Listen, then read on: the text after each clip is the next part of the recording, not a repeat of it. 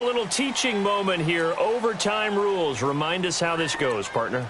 Okay, so in the past, we had sudden death. First team to score wins, but no longer.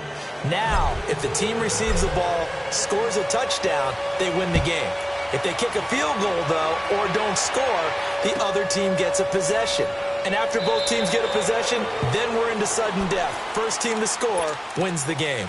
Here's the Arizona offense now as they get set to take over. They're set for their first drive here in overtime, and this is where the crowd can really become a factor. They've had to battle it all day, but I know what you're saying. In overtime, that gets doubled, doesn't it? At least, because now the crowd really wants to be involved and help their team, and that first drive can dictate the whole thing because they know if this team takes it downfield and scores a touchdown, it's game over. And it's been loud in here so far.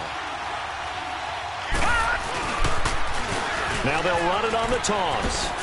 A very good move, but for a relatively modest gain out near the 32. 7 yards on the pickup there, and it'll leave him with a 2nd and 3. He wasn't able to really get anything going in regulation. Maybe it'll be a little different story here in overtime. And it appears that with that call, they want to establish the run in overtime, try and set the tone for what they're going to get done. And you're right, maybe it didn't work so well in regulation. Overtime could be the charm. And by the way, yards count either way. Now they'll run it on the toss. And there is nowhere for him to cut back as he's taken down in the backfield. So he loses 3 yards there. Now 3rd down.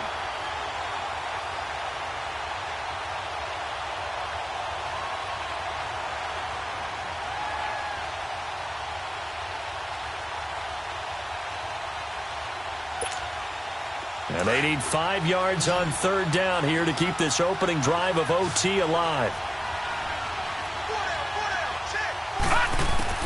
First throw in overtime now for Rosen. He's going to air one out. And he knocks the ball away, and it falls incomplete. Right there in coverage, the veteran Cam Chancellor. The temptation to go for it probably there. Always is, especially in overtime. Got to punt it, though. I think you're right. I think that you absolutely have to punt it away and trust your defense, especially play a little field position here. But you're so right about the temptation. Another way to satisfy that, though, line up in punt formation and fake it. That's another way to get it done. That'll go as a 46-yard punt with a return of 7. And it'll be Seahawk football, 1st and 10. The Seattle now ready to march out of the field. Their defense did its job, got the stop. All they need is 3, and this is over. Couldn't have done much else other than score themselves and end it. But they turned it back over to them, and now all they need is a field goal to win the game. An excellent job by the defense. Can the offense finish things off? Yeah, part 1 is done, now part 2. The tackle is made by Micah Hyde. He was hoping to get to the edge, but they did a really nice job of forcing him back inside. That's excellent fundamental defensive football. Don't let them outside where they can really shred your defense. Here's Wilson to throw.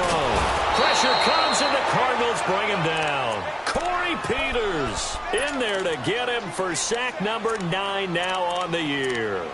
This offensive line flat out cannot handle this pass rush. We've seen it demonstrated time and time again to the tune of 7 sacks in this game thus far. The Seahawks on 3rd down. They've converted 3 times in 8 chances. This is 3rd and 8. Here's Wilson. And he couldn't hang on to it through the contact. Incomplete.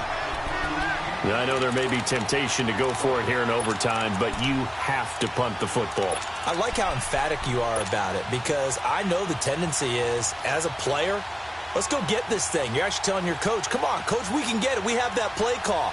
And the head coach has to remember, that play call likely isn't there. Punt the ball away. Punt it away. Be smart. Trust your defense. Trust them. The Seahawks will go for it. It's Wilson. Completes it to Dixon. And he's going to get this down to the 35-yard line. A gigantic call there in overtime, but it pays off with a 1st down. 2 minutes to go here in overtime. We'll be back after this. So that changes things a bit. Here's a 1st and 10 all the way down at the 35.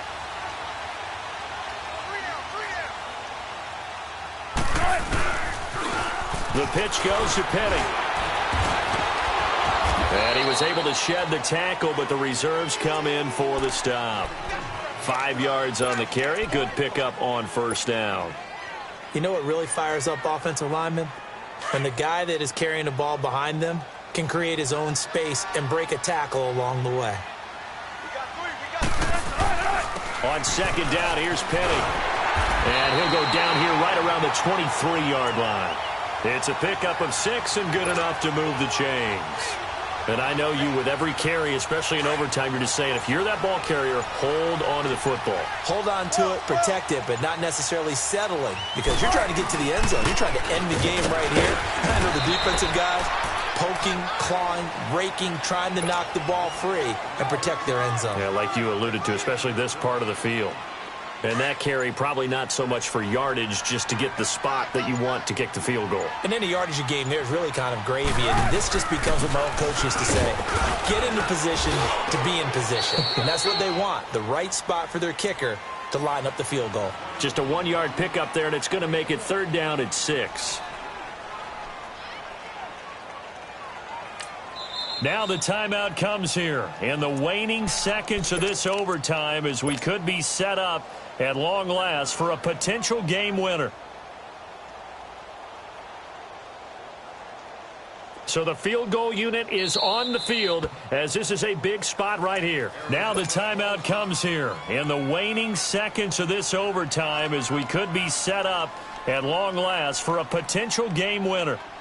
So here we go. Maybe the biggest kick of the game forthcoming. Right hash, 37-yard attempt.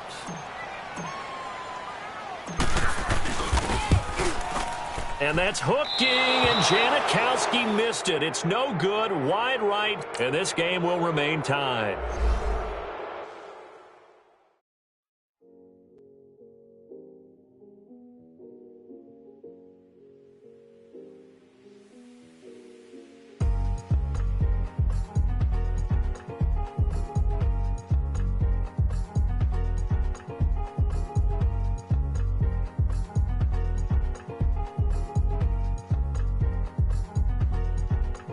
Thicker the pie, thicker the bag. Meet him a bite, now lace in the beamer. I'm Brian O'Connor, I'm driving it fast. They were just hating cause they in the way, and the way I've been made it, the is mad. Man in that bag, cause I'm all in my bag. Well, I ain't holding around, just a little Merlin. Now the cutie, now I don't give a. Tell me why I would on the rose bar couch in my bag. Bands in my denim. In my denim, she was trying to.